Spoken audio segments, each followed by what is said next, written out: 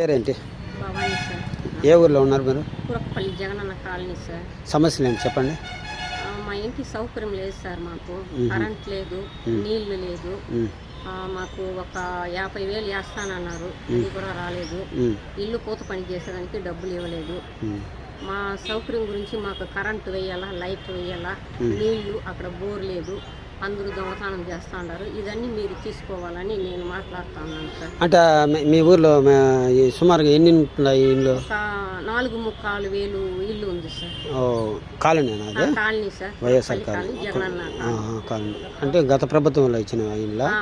ఇప్పుడు సౌకర్యాలు రోడ్లు నీళ్లు సౌకర్యం లేదు సార్. మా ఊరికి బస్సు కూడా వచ్చేలేదు, కురకపల్లికి బస్సు వచ్చేలేదు. ఇప్పుడు చంద్రబాబు నాయుడు అంకుల్ వచ్చి మాకు బస్సు వేస్తానమన్నారు, కానీ ఆ ఊరికి రాలేదు సార్. మేము నడిచి రావాలా, ఒక 12 కిలోమీటర్లు నడిచి రావాలా.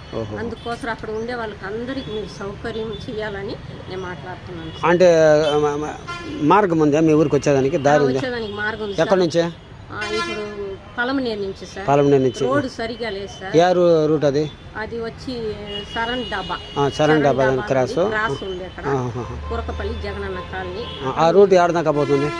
అది సార్ ఎక్కడో, అది వాళ్ళ ఊరు, మీ ఊరు ఏమో చెప్పినారు సార్. అది గొల్లపల్లి దాకా పోతుందా? గొల్లపల్లి దాకా పోతుంది క్రాస్ అది.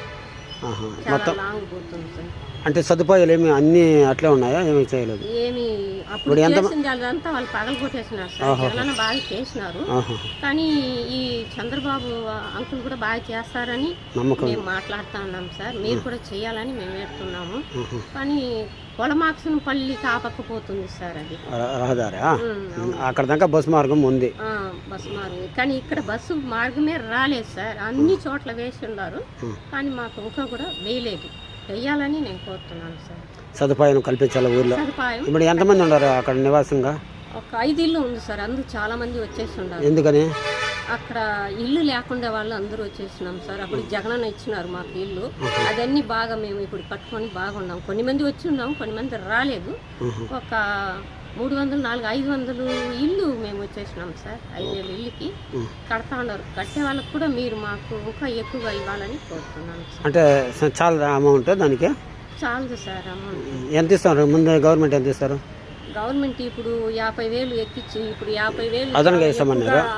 ఇస్తాను. అప్పుడు గతంలో ఎంత ఇస్తామంటారు? అప్పుడు 1.80 ఇచ్చినారు సార్. కానీ అన్ని సౌకర్యాలు మాకు మొత్తం ఇచ్చినారు సార్. జగనన్న మొత్తం చేసినారు. ఏం కావాలో మేము ఫోన్ చేస్తే కలెక్టర్ కూడా. ఇన్ని సమస్యలు ఉన్నాయని చెప్తున్నారు సార్. ఇన్ని సమస్యలు ఇప్పుడు ఉన్నాయంటావు, చేసినాము అంటున్నారు. ఏంటి సార్? సమస్యలు ఉన్నాయి అని చెప్తావు, మళ్ళీ జగనన్న బాగా చేసినాడు అంటారు.